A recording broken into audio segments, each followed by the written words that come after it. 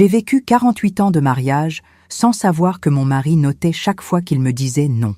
500 fois, 500 dates, 500 négations enfermées dans un coffre dont j'ignorais même l'existence. Et quand j'ai découvert ce cahier, ma vie entière s'est effondrée et a renaît en même temps. Je m'appelle Marguerite, mais tout le monde m'appelle Maggie. J'ai 75 ans, et cette histoire que je vais vous raconter s'est passée il y a peu de temps, en 2015. On dirait que c'était hier. On dirait aussi que c'était il y a une vie entière. Avant de continuer, je voudrais vous demander quelque chose, à vous qui m'écoutez maintenant. Si vous aimez cette histoire, appuyez sur le bouton « J'aime » là en bas. Abonnez-vous à la chaîne Histoire Grand-Mère pour ne pas manquer les prochains chapitres, parce que cette histoire a encore beaucoup de choses à raconter. Et dites-moi dans les commentaires d'où vous me regardez. J'adore savoir qu'il y a des gens de toute la France qui m'écoutent. Ça me donne la force de continuer à raconter ces histoires que j'ai gardées si longtemps dans mon cœur. Maintenant, laissez-moi commencer vraiment par le début. C'était en mai 2015. Je m'en souviens bien parce qu'il faisait un froid terrible chez moi, un de ces froids d'automne qui entrent par les interstices des fenêtres et glacent les os. Je fouillais dans les vieux papiers de la maison, cherchant des documents anciens, parce que je devais régler des questions concernant ma retraite. Vous savez comment c'est, n'est-ce pas, ces choses de sécurité sociale, un papier ici, un papier là, un justificatif de ceci, un justificatif de cela, une bureaucratie sans fin. Georges, mon mari, était parti en voyage 3 jours auparavant. Et tenez, ça c'était quelque chose de très très rare. En presque 50 ans de mariage, je pouvais compter sur les doigts d'une main les fois où cet homme avait dormi hors de la maison. Il n'aimait pas voyager, n'aimait pas sortir de sa routine, n'aimait pas laisser les choses sans son contrôle, mais cette fois-là, il n'y avait pas eu le choix. Son frère, Valentin, qui habitait en Bourgogne, était tombé malade. Quelque chose de grave. Valentin avait eu un problème cardiaque et ses enfants avaient appelé désespérés, demandant à Georges d'y aller parce que les deux étaient très proches depuis leur enfance. Alors Georges est parti, a pris le train un lundi matin et a dit qu'il resterait là-bas environ 5-6 jours. Je me souviens qu'il est parti en se plaignant, en ronchonnant qu'il n'aimait pas laisser la maison seule, que je fasse attention à tout, que je ne laisse entrer personne, que je verrouille bien les portes, les mêmes choses que d'habitude. Quand il est parti et que la maison est devenue silencieuse, j'ai ressenti quelque chose d'étrange. Ce n'était pas du soulagement, ce n'était pas de la tristesse, c'était comme un vide différent. Vous savez quand vous enlevez une chaussure serrée après une journée entière, mais vous n'aviez même pas vraiment remarqué que la chaussure serrait? C'était un peu ça. Alors j'ai commencé à fouiller dans les armoires, cherchant ces papiers de retraite. J'ai ouvert des tiroirs, ouvert des boîtes, j'ai tout retourné. On accumule tellement de choses dans une vie, mon Dieu. Des factures d'électricité de 1980, des reçus de je ne sais quoi, des vieilles photos, des images pieuses de funérailles, des lettres jaunies, toute une vie gardée dans des boîtes à chaussures et des sacs plastiques. C'est là que je suis arrivée à l'armoire de la chambre, la grande armoire en bois sombre qu'on avait achetée quand on s'était mariés en 1967. Cette armoire avait son côté et mon côté. Son côté avait toujours été un peu mystérieux. Je n'avais jamais beaucoup fouillé dans les affaires de Georges, pas parce qu'il l'avait exactement interdit, mais parce que, c'était comme ça que les choses fonctionnaient, chacun dans son espace. Il ne touchait pas à mes casseroles, je ne touchais pas à ses outils, il ne touchait pas à ma table de nuit, je ne touchais pas à son côté de l'armoire. Mais ce jour-là, je me suis dit, bon, je cherche des documents de la maison, nos documents de couple. Peut-être qu'il y a quelque chose rangé là-bas dont j'ai besoin. Et il n'était pas là pour que je lui demande, alors j'ai ouvert. Son côté de l'armoire était organisé d'une façon qui m'a même effrayée. Chemise pliée, pantalon plié, tout séparé par couleur. Des boîtes empilées avec des étiquettes écrites de sa main. Reçu 1970-1980. Document Valentin. Photos anciennes. Tout très net, très rangé. Georges avait toujours été comme ça, méthodique, organisé, contrôlé. Je sortais les boîtes, regardais, cherchais. C'est quand j'ai tiré une boîte plus lourde du fond, pleine de vieux magazines, que j'ai vu. Derrière cette boîte, à moitié cachée dans le coin, il y avait quelque chose en métal, noir, rectangulaire, un coffre. Mon cœur a fait un bond. Je me suis arrêtée là avec cette boîte de magazines dans la main, regardant cela. Un coffre caché au fond de l'armoire, caché de moi. Pourquoi mon mari aurait-il un coffre caché? J'ai posé la boîte par terre et tiré le coffre. Il était lourd, un de ces vieux coffres en fer avec une serrure devant et un espace pour mettre une clé. Je l'ai secoué. Il y avait quelque chose dedans. Ce n'était pas de l'argent parce que ça ne faisait pas de bruit de papier. C'était quelque chose de solide. Je suis restée là, assise par terre dans la chambre, avec ce coffre froid sur mes genoux, sans savoir quoi faire. Une partie de moi disait « Maggie, referme ça, remets-le à sa place, attends que Georges revienne et demande-lui ». Mais une autre partie, une partie que je ne savais même pas qui existait en moi, disait « Non, tu as le droit de savoir ce qu'il y a ici. C'est ta maison aussi. Tu as 75 ans, tu as vécu presque 50 ans avec cet homme et il a un coffre caché de toi. » J'ai essayé d'ouvrir. J'ai tiré, forcé, rien. Fermé à clé. J'ai regardé autour, cherché une clé. Rien. J'ai cherché dans ses tiroirs, dans les poches de vieux pantalons. Rien. La clé n'était pas là. Ça m'est resté dans la tête toute la journée. J'ai fait à manger, lavé la vaisselle, balayé la maison. Mais ma tête était sur ce coffre. Qu'y avait-il dedans? Pourquoi était-il caché? Pourquoi ne m'en avait-il jamais parlé? Le lendemain, mon petit-fils, Lucas, le fils de ma Thérèse, est venu me voir. Lucas est un garçon intelligent. Il a 22 ans, il fait des études d'ingénieur. Il passe toujours ici à la maison pour prendre un café, manger un gâteau, faire un câlin à sa grand-mère. Quand il est arrivé, j'avais une mine terrible. Il l'a remarqué tout de suite. « Mamie, qu'est-ce que c'est que cette tête? Il s'est passé quelque chose ?» J'ai respiré profondément et j'ai dit « Lucas, il y a un coffre dans la chambre. Je l'ai trouvé caché dans l'armoire de ton grand-père. Il est fermé à clé et je n'ai pas la clé. Tu peux l'ouvrir ?» Il m'a regardé d'un air de quelqu'un qui n'a pas bien compris. « Un coffre, mamie? Papy a un coffre caché ?»« Oui, et je veux savoir ce qu'il y a dedans. » Lucas est de ces garçons qui ne posent pas beaucoup de questions. Il a vu que j'étais décidée. Il a pris ses outils qu'il transporte toujours dans son sac à dos, des clés, des trucs en métal dont je ne connais même pas le nom, et est allé dans la chambre avec moi. Il a regardé le coffre, l'a tourné d'un côté, l'a tourné de l'autre, a pris une épingle à cheveux à moi et a commencé à tripoter la serrure. Il est resté là environ 15 minutes à transpirer, concentré. J'étais à côté de lui, avec le cœur battant si fort que je pensais qu'il allait sortir par ma bouche, jusqu'à ce que j'entende un clic. J'ai réussi, mamie. Lucas a ouvert le couvercle du coffre lentement. On a regardé dedans. Il n'y avait pas d'argent, pas de bijoux, pas de documents importants. Il y avait un cahier. Un vieux cahier à couverture noire, en cuir un peu usé, avec un petit cadenas qui le fermait. J'ai pris le cahier avec les mains tremblantes. Il était lourd, épais, devait avoir environ 200 pages. Sur la couverture, il n'y avait rien d'écrit, seulement le cuir noir taché par le temps. « C'est tout, mamie ?» a demandé Lucas, un peu déçu. « C'est tout ?» Il est resté encore un peu.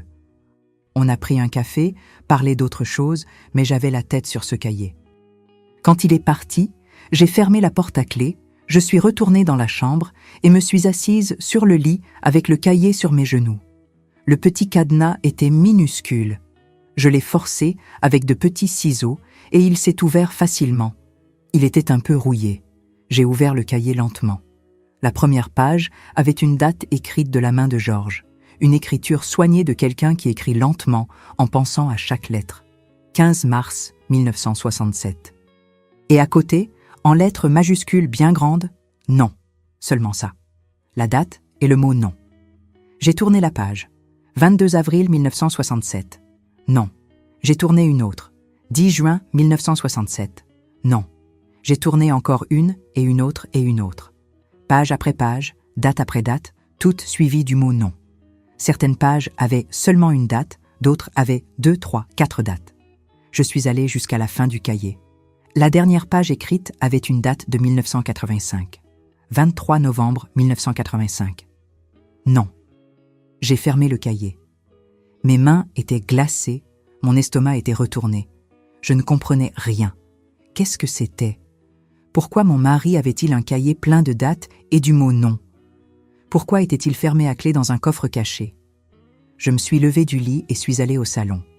J'ai pris mon vieux journal, celui que j'avais commencé à écrire quand j'étais jeune, après mon mariage. Je n'écrivais pas tous les jours, mais j'écrivais certaines choses importantes. J'ai apporté mon journal et le cahier noir à la table de la cuisine. J'ai ouvert le cahier noir à la première date. 15 mars 1967. 1967. On s'était mariés en janvier de cette année-là. J'avais 27 ans. J'étais enceinte de Thérèse. J'ai cherché dans mon journal quelque chose de cette époque. J'ai trouvé une note de mars 1967. Maman ne va pas bien, a envoyé un message avec Madame Sébastienne. Elle a une toux très forte. J'ai demandé à Georges de m'emmener chez elle demain. Il a dit non, que je suis enceinte et que je ne dois pas me promener. Je suis triste, mais il doit avoir raison. J'ai senti un frisson dans le dos. Ce nom du cahier était le nom qu'il m'avait donné quand j'avais demandé à rendre visite à ma mère malade. Mais pourquoi l'avait-il noté? Pourquoi l'avait-il gardé? Je suis passée à la deuxième date, 22 avril 1967. J'ai cherché dans mon journal, il y avait une note. Ma cousine Louise va se marier le mois prochain et m'a demandé d'être marraine. J'étais si heureuse, mais Georges a dit qu'on n'a pas d'argent pour une nouvelle robe et un cadeau. Il a dit que je dois refuser. J'ai écrit une lettre à Louise, en m'excusant. Elle a dû comprendre. Un autre nom. Je suis passée à la troisième date, 10 juin 1967. Aujourd'hui, j'ai vu une annonce dans le journal d'une machine à coudre d'occasion, pas chère. J'ai pensé que je pourrais l'acheter et faire quelques travaux de couture pour aider aux dépenses. J'en ai parlé à Georges. Il a dit que non, que ce n'est pas nécessaire, qu'il gagne assez pour la maison. Il a dit qu'une femme enceinte doit se reposer, ne pas travailler. Je pense qu'il a raison. Encore un non. J'ai commencé à trembler. J'ai commencé à tourner les pages du cahier noir plus vite. Date. Non. Date. Non. Date. Non. Il y en avait des centaines. Je prenais des dates au hasard et cherchais dans mon journal, dans ma mémoire. Certaines je m'en souvenais, d'autres je ne m'en souvenais plus, mais quand j'y pensais bien, un vague souvenir revenait. Septembre 1968. J'avais demandé à acheter une paire de chaussures neuves parce que les miennes étaient trouées. Il a dit non, que je pouvais faire réparer les anciennes. Février 1970. Je voulais faire un gâteau d'anniversaire pour Thérèse, qui allait avoir 3 ans. Je voulais acheter de la décoration colorée, ces choses-là. Il a dit que non, qu'on n'avait pas besoin de luxe, qu'un gâteau simple suffisait. Mai 1971. Je voulais accepter l'invitation de Madame Sébastienne pour aller à la fête de l'église. Il a dit non, que je devais rester à la maison pour m'occuper des enfants. Août 1973. Je voulais planter des fleurs dans le jardin. Il a dit non. Que les fleurs. C'était du gaspillage d'eau. Octobre 1975. Je voulais acheter une petite radio pour la cuisine. Il a dit que ça ne manquait pas. Décembre 1978. Je voulais rendre visite à ma sœur qui venait d'avoir un bébé. Il a dit non, que c'était trop loin. Janvier 1980. Je voulais suivre un cours de couture à l'église. Il a dit non, que j'avais déjà beaucoup de travail à la maison. Chaque date était un non. Chaque non était quelque chose que j'avais demandé, que j'avais voulu, dont j'avais rêvé et qu'il avait refusé. Et il l'avait noté, l'avait gardé, l'avait enfermé à clé dans un coffre. Pourquoi? J'ai passé le reste de cette journée et toute la nuit à regarder ce cahier. Je n'ai pas pu dormir, je n'ai pas pu manger correctement. Je suis restée là à la table de la cuisine avec le cahier noir ouvert, lisant date par date, essayant de me souvenir, essayant de comprendre combien de fois j'avais demandé quelque chose et il avait dit non. Combien de fois j'avais avalé ce non, pensant que c'était normal, que c'était comme ça que ça fonctionnait, que le mari était celui qui décidait. Combien de fois j'avais renoncé à mes petits rêves, à mes petites envies, parce qu'il avait dit non. Et il avait tout noté, comme si c'était un trophée, comme si chaque non était une victoire pour lui, comme s'il avait besoin d'avoir le registre de tout le contrôle qu'il avait sur moi. J'ai pleuré cette nuit-là. J'ai tellement pleuré que mes yeux étaient bas gonflés. J'ai pleuré de colère, j'ai pleuré de tristesse, j'ai pleuré de honte. Honte de moi-même d'avoir accepté tout cela pendant si longtemps sans le remettre en question. Le lendemain, je me suis réveillée avec la certitude que je devais continuer à enquêter, parce qu'il y avait quelque chose qui n'avait pas de sens. J'avais regardé environ 50, 60 dates du cahier, mais le cahier en avait beaucoup plus que ça. Il avait des pages et des pages, des centaines de dates. Je ne me souvenais pas d'avoir demandé autant de choses. Je n'avais pas autant de notes dans mon journal. Il y avait des dates que je n'arrivais pas à associer à aucun souvenir. Qu'étaient ces autres noms? Je me suis assise à nouveau avec le cahier. J'ai pris des dates du milieu à partir de 1975, quand les enfants étaient déjà plus grands. Mars 1976. Non. Je ne me souvenais pas d'avoir demandé quoi que ce soit ce mois-là.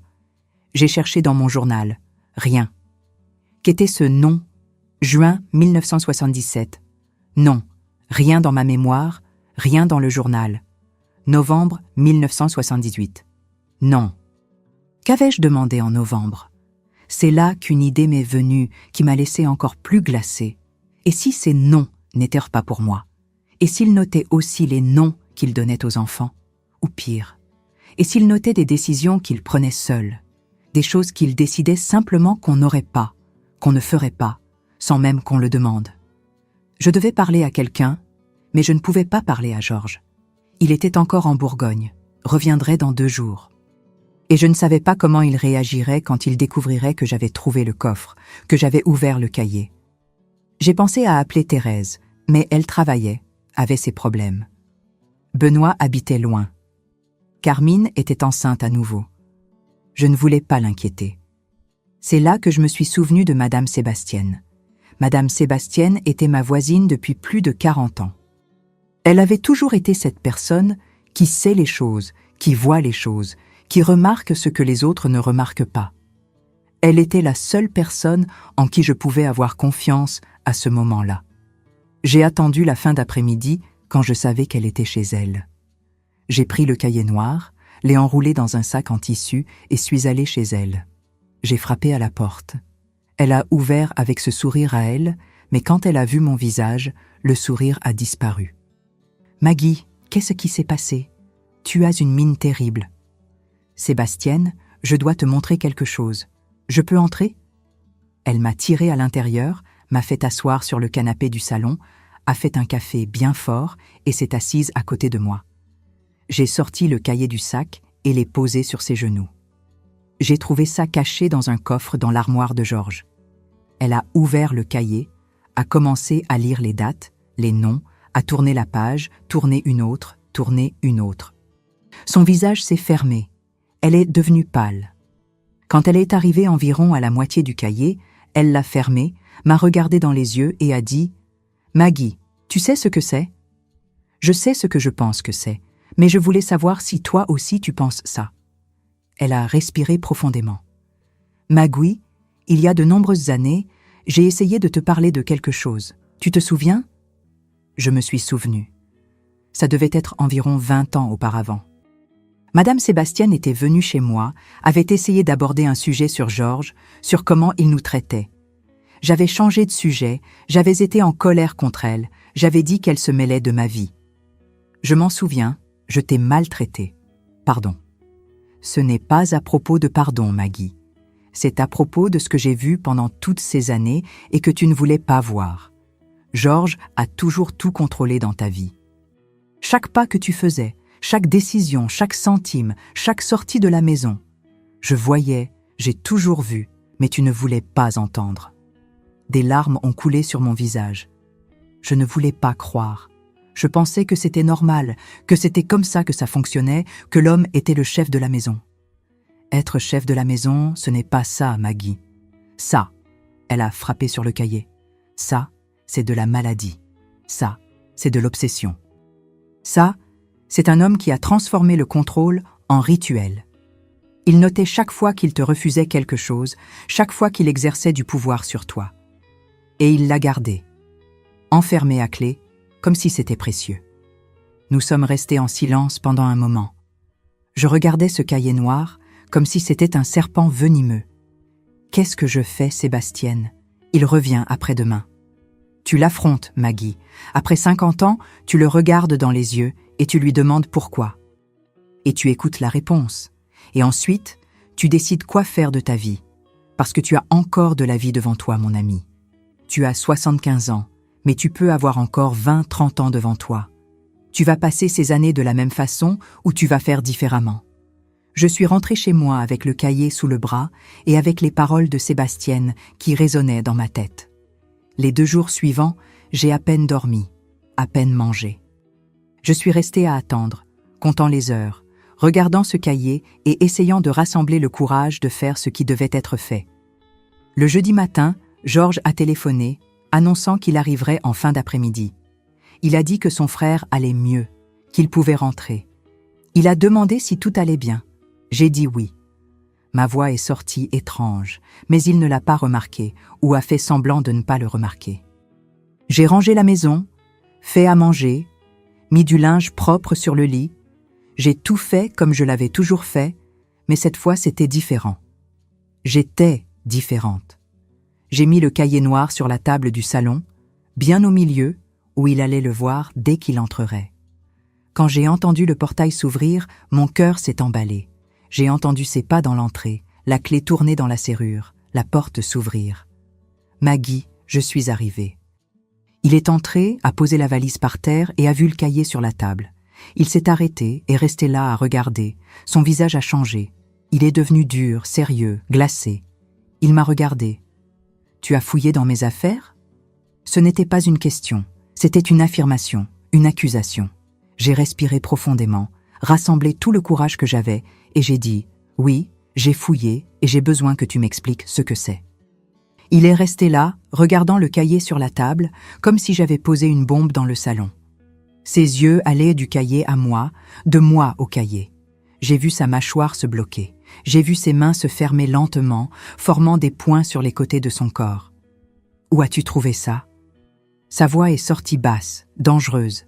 C'était ce ton que je connaissais très bien, ce ton qu'il utilisait quand il contrôlait sa colère, quand il mesurait chaque mot avant de le lâcher. « Dans ton armoire, derrière les boîtes, dans un coffre dont je ne savais même pas qu'il existait. » Il a fait 2 pas vers la table, a pris le cahier, l'a tenu avec ses 2 mains, comme s'il tenait quelque chose de sacré. Il a passé sa main sur la couverture de cuir, ne l'a pas ouvert. « Tu n'avais pas le droit de fouiller dans mes affaires. » J'ai senti une chaleur monter de ma poitrine à mon visage. C'était de la colère, de la vraie colère. Une colère que je ne savais pas que j'avais en moi. « Je n'avais pas le droit, Georges. Je suis ton épouse depuis 48 ans. C'est ma maison aussi. Ces choses sont à moi aussi. Et tu as un coffre caché de moi avec un cahier plein de ça. » J'ai pointé le cahier dans ses mains. « Tu ne penses pas que j'ai le droit de savoir ce que c'est ?» Il a ouvert le cahier, a passé les yeux sur les premières pages, l'a refermé. Il m'a regardé avec ce visage que je connaissais si bien, ce visage de quelqu'un qui a raison, de quelqu'un qui est en contrôle, de quelqu'un qui ne va pas s'excuser pour rien.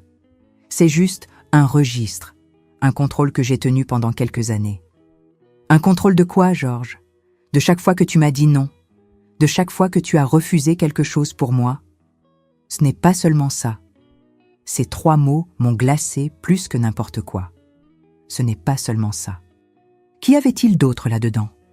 Il s'est assis sur la chaise, a posé le cahier devant lui et resté en silence pendant ce qui a semblé être une éternité.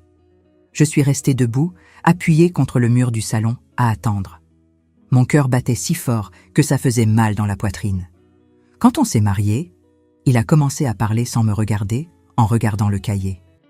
J'ai promis à mon père que j'allais prendre soin de toi, que j'allais subvenir à tes besoins, que j'allais maintenir l'ordre dans la maison. Mon père disait toujours qu'un homme qui n'a pas le contrôle de sa maison n'est pas un homme, que la famille a besoin de structure, de discipline, de quelqu'un qui prend les bonnes décisions. J'ai serré mes mains l'une contre l'autre pour arrêter de trembler. Alors j'ai commencé à noter. Au début, c'était juste pour moi-même, pour être sûr que je maintenais la ligne, que je maintenais l'ordre. Chaque fois que toi ou les enfants demandiez quelque chose qui n'était pas nécessaire, qui était du gaspillage, qui allait nous éloigner du bon chemin, je notais ma décision pour ne pas l'oublier, pour ne pas vaciller après.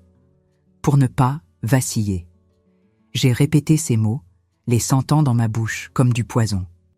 Tu notais chaque fois que tu disais non à moi pour ne pas vaciller, pour ne pas changer d'avis, pour ne pas me laisser avoir ma propre volonté. Il a levé les yeux vers moi et pour la première fois en presque 50 ans, j'ai vu quelque chose de différent dans ses yeux. Ce n'était pas du regret, ce n'était pas de la culpabilité. C'était comme une surprise. Comme s'il ne comprenait pas pourquoi j'étais en colère, comme si je parlais une autre langue. « Maggie, j'ai toujours pris soin de toi. Tu n'as jamais eu faim, rien d'essentiel ne t'a jamais manqué. Tu as eu une maison, tu as eu de la nourriture, tu as eu des vêtements, tu as eu des médicaments quand tu en avais besoin. Les enfants ont étudié, ont grandi en bonne santé. Que voulais-tu de plus? Que voulais-je de plus? » Cette question est restée suspendue dans l'air entre nous. J'ai tiré l'autre chaise et me suis assise devant lui. J'ai pris le cahier de sa main. Il n'a pas empêché. Je l'ai ouvert à une page du milieu. Une date de 1977. Quel jour était-ce, Georges? Tu te souviens? Il a regardé la date, a froncé les sourcils. Je ne me souviens pas de toutes. Ça fait beaucoup d'années. Alors, laisse-moi t'aider à te souvenir. J'ai pris mon vieux journal qui était sur le buffet. Je l'avais apporté au salon avant qu'il n'arrive. J'ai cherché la date. 12 août 1977. C'est écrit ici dans mon journal. Aujourd'hui, Thérèse est rentrée à la maison animée. Elle a dit que la professeure a dit qu'elle avait du talent pour le dessin, qu'elle devrait prendre des cours d'art. Il existe une professeure privée qui donne des cours chez elle 3 fois par semaine. J'ai parlé à Georges. Il a dit non, que le dessin ne sert à rien, ne donne pas d'avenir, ne rapporte pas d'argent, que Thérèse doit se concentrer sur les études sérieuses. La petite a pleuré toute la nuit dans sa chambre.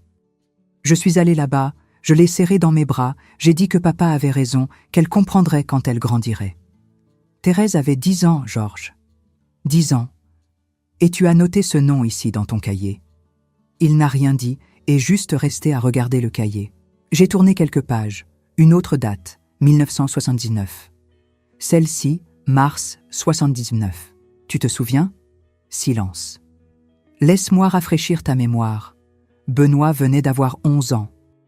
L'équipe de football de l'école allait faire une excursion dans une autre ville, jouer un championnat. Il en rêvait, en parlait tous les jours. Il fallait 20 francs pour l'inscription et le bus. J'avais économisé l'argent de mes petits travaux de couture, l'argent que je faisais en cachette parce que tu n'aimais pas que je couse pour l'extérieur. Quand je t'en ai parlé, tu as pris l'argent de ma main et tu as dit non, que le football était une perte de temps, que les garçons devaient étudier, pas jouer au ballon. Benoît n'est pas allé à l'excursion. Tous ses amis y sont allés. Il est resté, a tellement pleuré qu'il est tombé malade. Il a eu de la fièvre. Tu as noté ce nom ici. Georges a bougé sur sa chaise, a croisé ses doigts sur la table. J'ai fait ce que je pensais être le mieux. Le football n'allait pas donner d'avenir aux garçons, et ça n'a pas donné. Il est là aujourd'hui, diplômé, ingénieur, gagnant bien sa vie. Perdre du temps, je l'ai coupé. Être enfant, c'était perdre du temps. Avoir un rêve, c'était perdre du temps. Vouloir quelque chose, c'était perdre du temps. J'ai continué à tourner les pages. Je me suis arrêté sur une autre date, 1981. Celle-ci, je m'en souviens très bien, Georges. Je n'ai pas besoin de regarder dans le journal. Carmine a eu 15 ans en septembre 81. Toutes ses amies de l'école ont fait une fête. Une belle robe, un grand gâteau, de la musique, ces choses dont les filles rêvent. Carmine n'a jamais beaucoup demandé, ne s'est jamais plainte de rien, mais elle m'a demandé cette fête. Elle me l'a demandé avec des yeux brillants.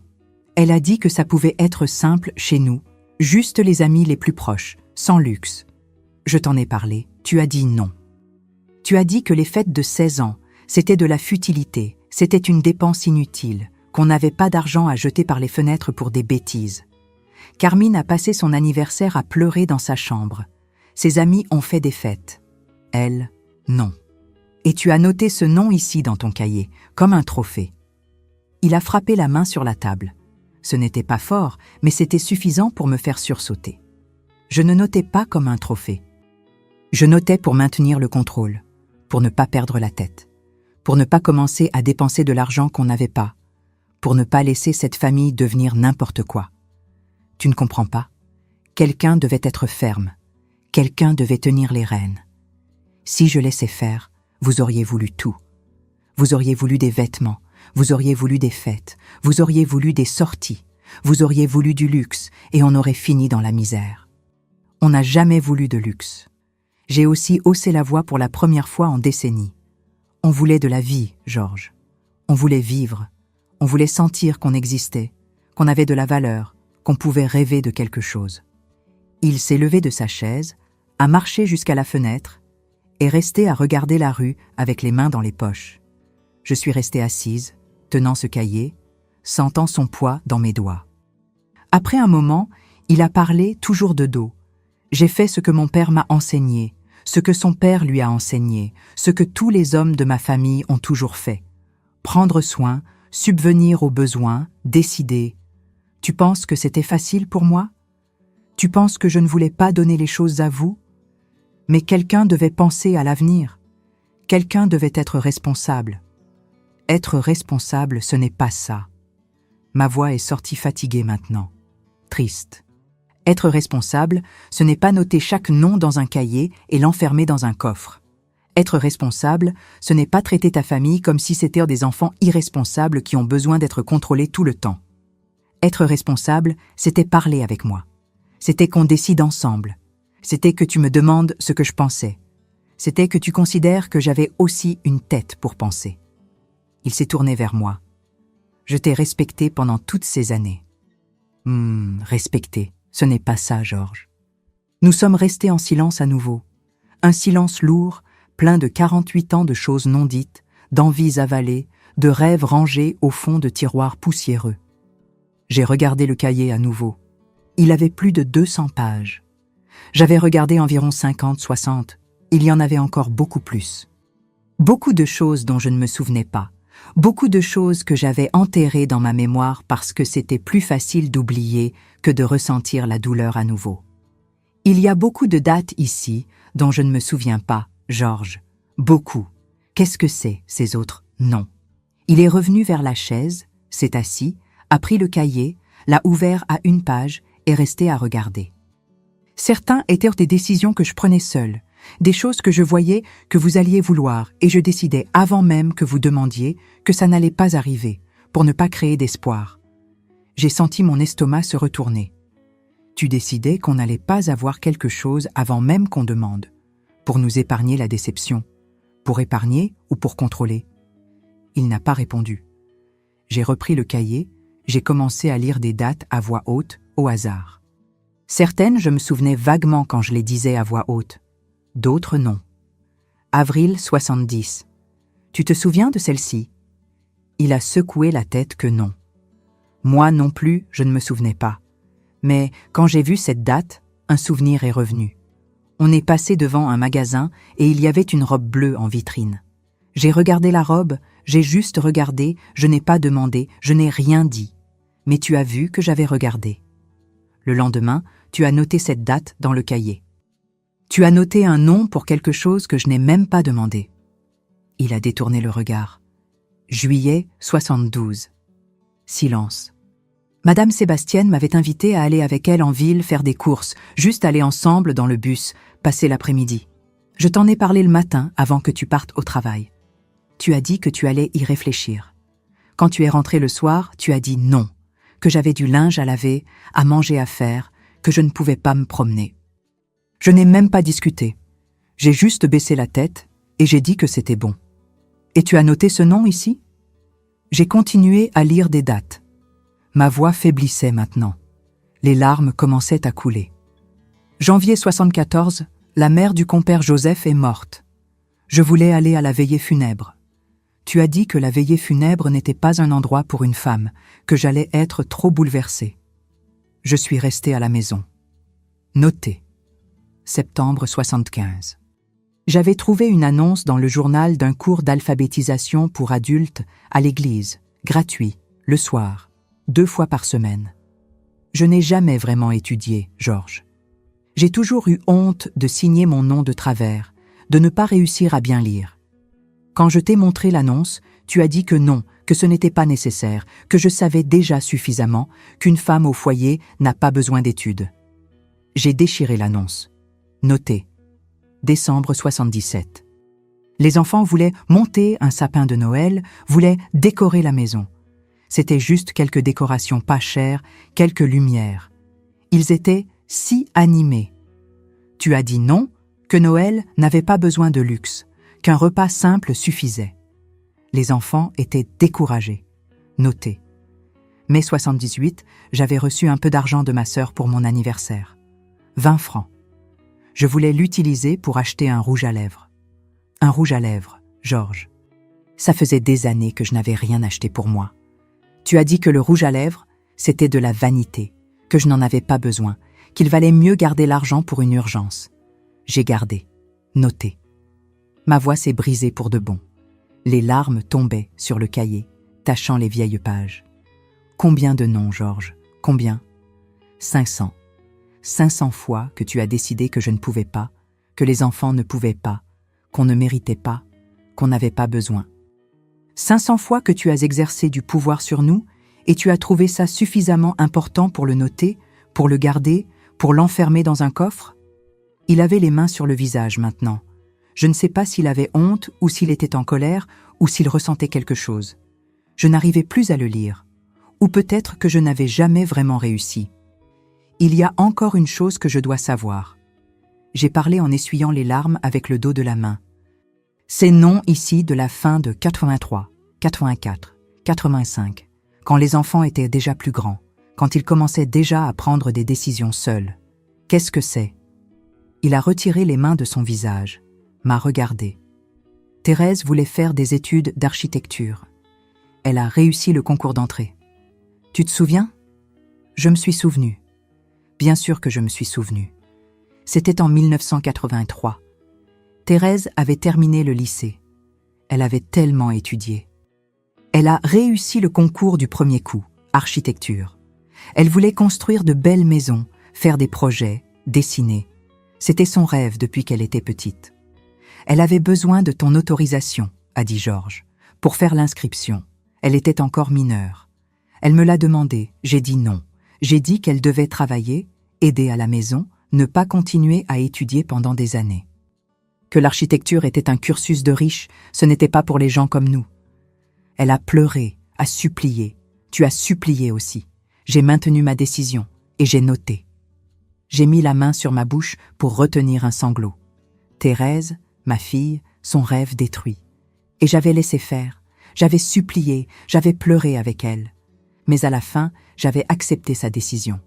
J'avais dit à Thérèse d'accepter aussi. J'avais dit que papa savait ce qui était le mieux. Benoît voulait se marier avec Anna Paula. Tu te souviens d'elle? Je me souvenais. La belle jeune fille, de bonne famille, qui sortait avec Benoît depuis le lycée.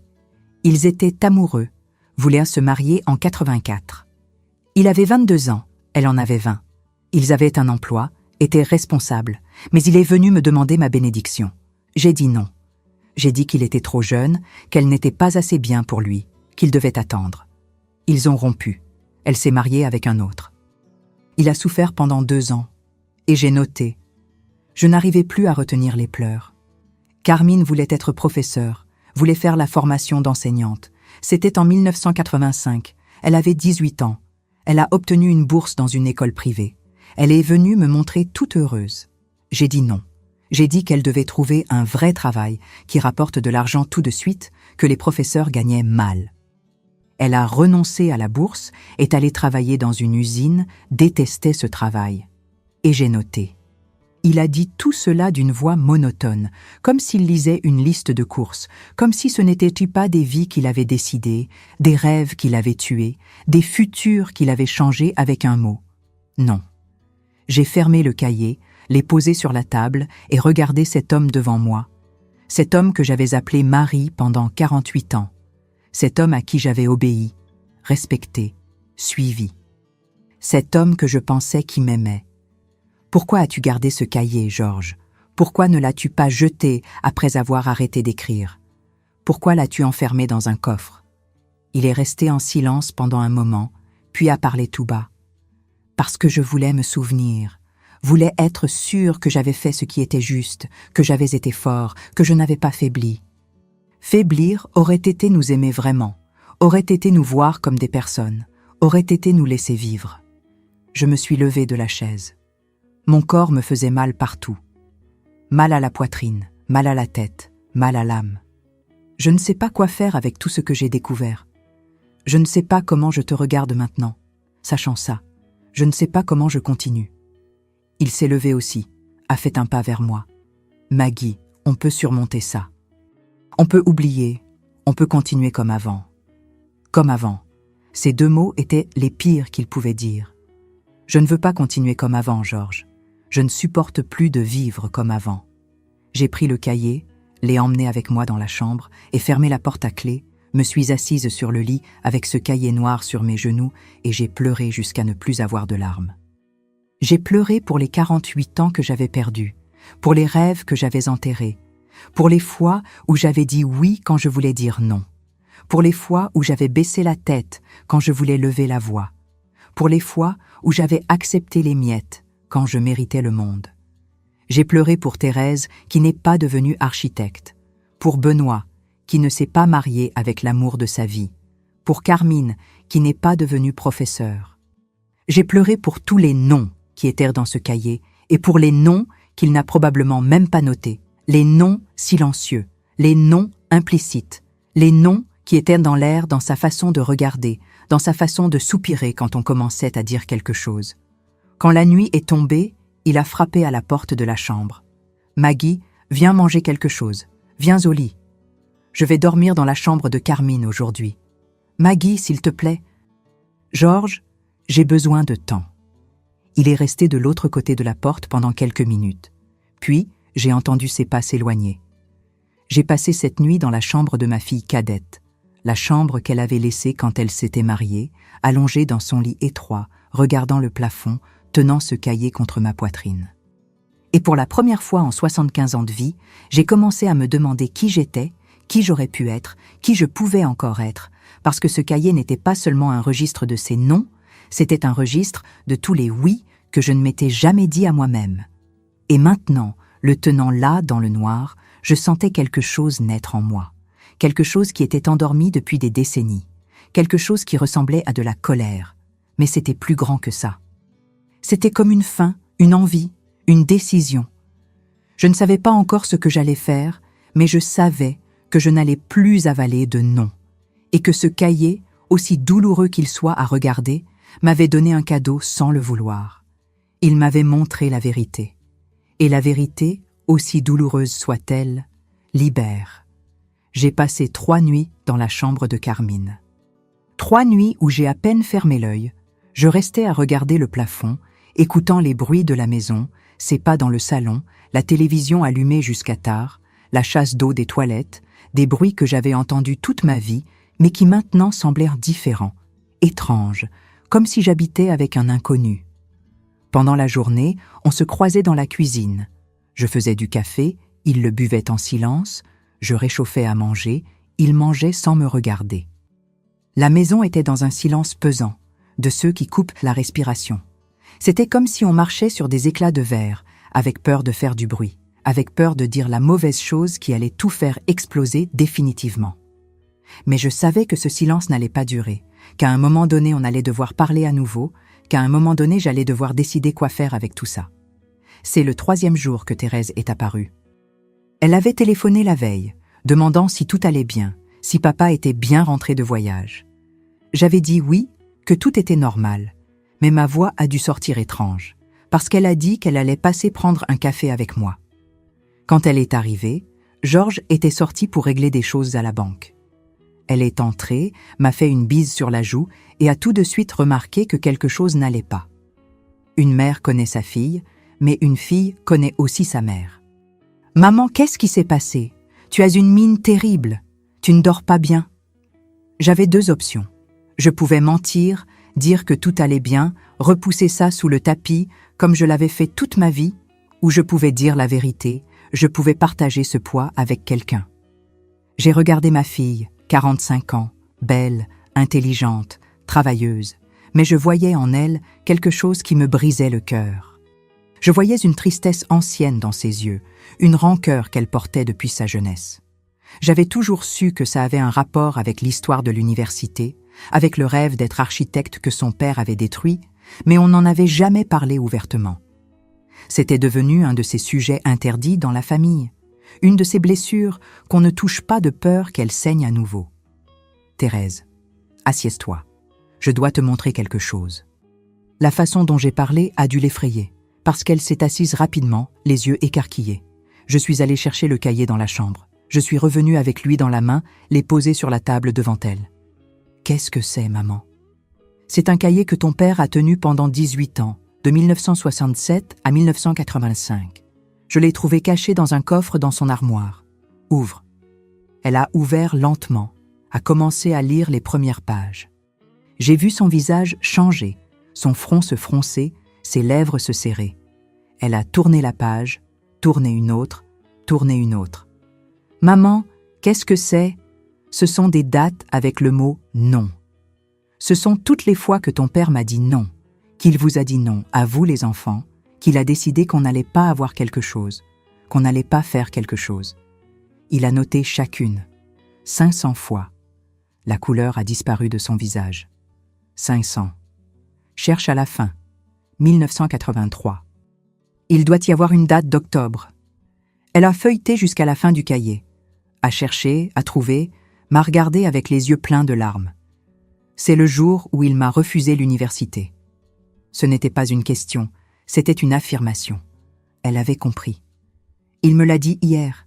Il m'a raconté pour toi, pour ton frère, pour ta sœur, chaque non qui est là.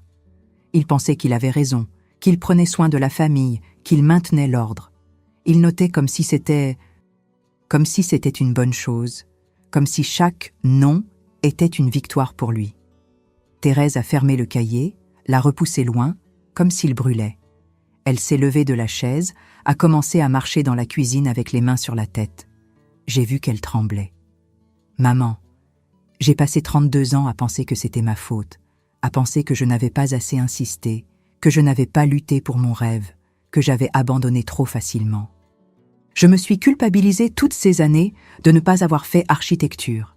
Et maintenant je découvre que lui, qu'il a noté ça, qu'il l'a gardé, qu'il l'a enfermé dans un coffre. » Elle s'est rassise, a couvert son visage avec ses mains, a commencé à pleurer. Un pleur qui venait de très profond, de très loin. Un pleur de 3 décennies de douleur gardée. Je me suis levée et ai serré ma fille dans mes bras. Je l'ai tenue fort pendant qu'elle pleurait, et je pleurais avec elle. On est resté comme ça pendant un temps que je ne saurais dire combien. Je sais seulement que c'était nécessaire. Quand elle s'est un peu calmée, elle a essuyé son visage avec la main et m'a regardée. « Qu'est-ce que tu vas faire, maman ?» Je ne sais pas encore, mais je sais que je ne peux pas continuer comme si rien ne s'était passé. Je ne peux pas faire semblant que tout va bien, parce que ça ne va pas et ça n'a jamais été le cas. Je ne voulais juste pas le voir. « Tu as pensé à te séparer ?» Le mot « séparation » est resté suspendu dans l'air, lourd, effrayant, mais aussi un peu libérateur. Thérèse, j'ai 75 ans.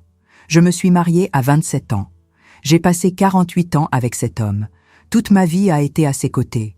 Je ne sais pas comment c'est de vivre seule. Je ne sais pas comment payer une facture, régler un problème de banque, ces choses-là. Ça a toujours été lui qui faisait tout ça. Mais tu sais cuisiner, tu sais t'occuper d'une maison, tu sais coudre, tu sais faire plein de choses. Et je suis là, maman. Benoît est là, Carmine est là. On ne va pas te laisser seule, on va t'aider. Elle a tenu ma main sur la table. Maman, tu mérites d'être heureuse, même si ce n'est que pour les dernières années de ta vie. Tu mérites de vivre comme tu veux, manger ce que tu veux, aller où tu veux, faire ce que tu veux. Tu as passé toute ta vie à demander la permission. Il est temps d'arrêter. Ces mots sont entrés dans ma poitrine et sont restés à résonner. Il est temps d'arrêter. On a parlé encore un peu. Elle m'a parlé de ses frères, a dit qu'elle allait leur parler, qu'ils devaient savoir. Elle a dit qu'elle allait fixer un jour pour qu'on se réunisse, tous ensemble, pour parler de ça. J'ai accepté. Quand elle est partie, je suis restée seule dans la cuisine avec ce cahier noir devant moi. Je l'ai regardé. J'ai pensé à tout ce qui s'était passé ces derniers jours. J'ai pensé à ma vie. J'ai pensé à qui j'étais et à qui j'aurais pu être. C'est là que j'ai entendu la clé dans la porte. Georges qui rentrait. Il est entré, a posé ses affaires sur le buffet, est venu dans la cuisine. Il s'est arrêté quand il m'a vue assise là avec le cahier devant moi.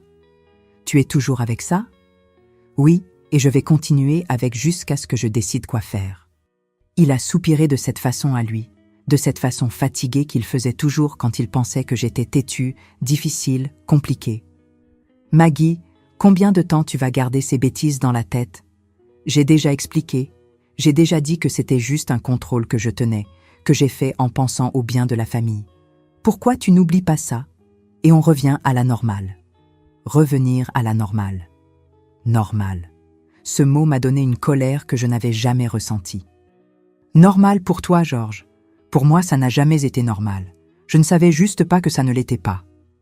Il a tiré la chaise et s'est assis devant moi. A posé les bras croisés sur la table. Cette posture que je connaissais si bien.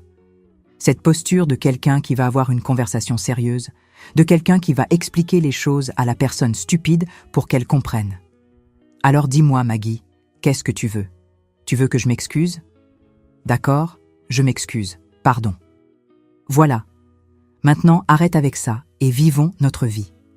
Tu penses que c'est juste ça ? Que c'est juste s'excuser et voilà, Georges, tu as contrôlé toute ma vie.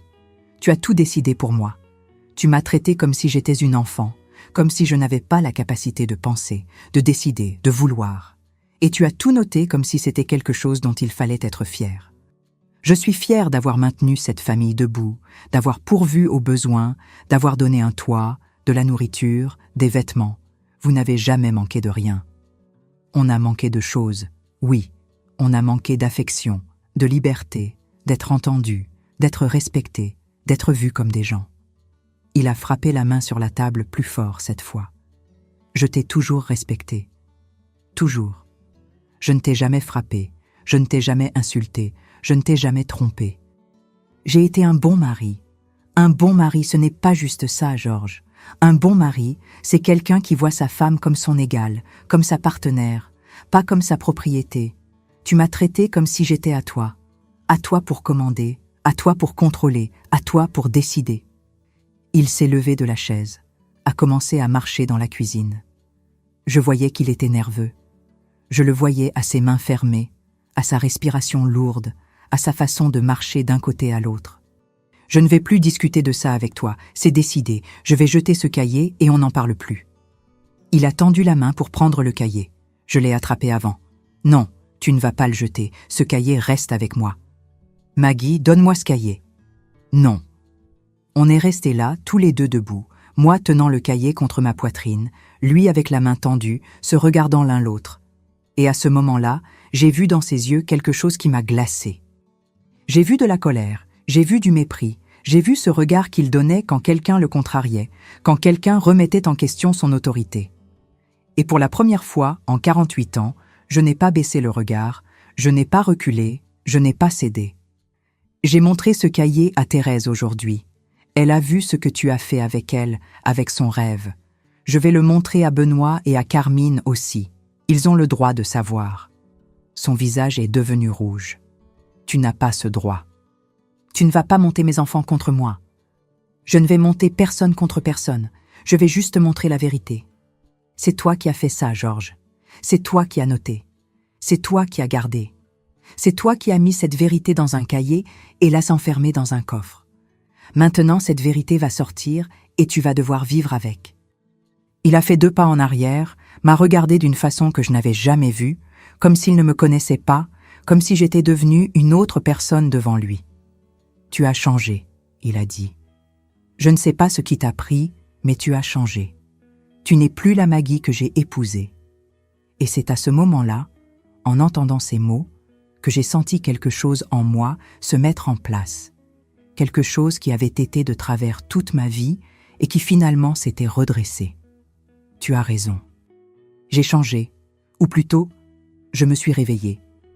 J'ai passé 75 ans à dormir et maintenant je me suis réveillée. Et tu sais ce que j'ai vu quand je me suis réveillée ? Que j'ai gaspillé toute ma vie à essayer d'être ce que tu voulais, à essayer de te plaire, à essayer de ne pas te contrarier, à essayer d'être assez petite pour rentrer dans tes noms. Ma voix était ferme maintenant. Elle ne tremblait plus. Je n'avais plus peur. Mais je ne veux plus être petite. Je ne veux plus rentrer dans tes noms. Je veux vivre, Georges. Je veux vivre le temps qu'il me reste, de la façon dont je veux vivre. Et qu'est-ce que ça veut dire? J'ai respiré profondément, rassemblé tout le courage que j'avais. Ça veut dire que je veux que tu quittes la maison. Le silence qui est tombé dans la cuisine était absolu. J'entendais mon cœur battre. J'entendais le tic-tac de l'horloge au mur. J'entendais les voitures qui passaient dans la rue dehors. Quoi?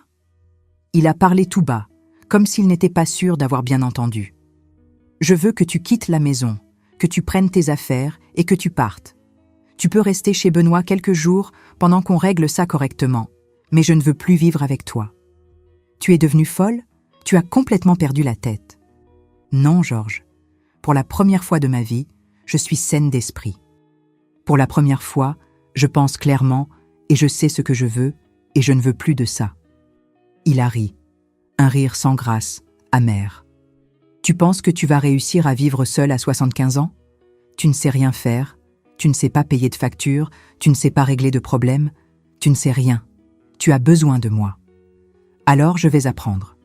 Je vais apprendre à faire tout ce que je ne sais pas. Je vais apprendre à vivre. Il n'est jamais trop tard pour apprendre. Tu es en train de faire la plus grosse erreur de ta vie. Non, Georges, la plus grosse erreur de ma vie, ça a été de ne pas faire ça il y a 40 ans. Il est resté à me regarder pendant un moment. J'ai vu plusieurs choses passer sur son visage. De la colère, de l'incrédulité, de la confusion, de la peur, peut-être. Mais je n'ai pas vu de regret, je n'ai pas vu de culpabilité, je ne l'ai pas vu comprendre vraiment ce qu'il avait fait. D'accord, il a finalement dit. Si c'est ce que tu veux, très bien, je vais partir. Je vais chez Benoît.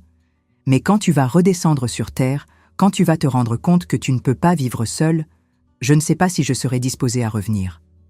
J'accepte ce risque. Il est sorti de la cuisine. Je l'ai entendu monter l'escalier, entrer dans la chambre. Je l'ai entendu ouvrir et fermer des tiroirs. Je l'ai entendu jeter des choses dans une valise. Je suis restée assise là dans la cuisine avec le cahier dans la main, tremblant entièrement à l'intérieur, mais ferme à l'extérieur. Environ 20 minutes plus tard, il est descendu avec une valise dans la main, est passé par la cuisine, s'est arrêté à la porte, m'a regardé.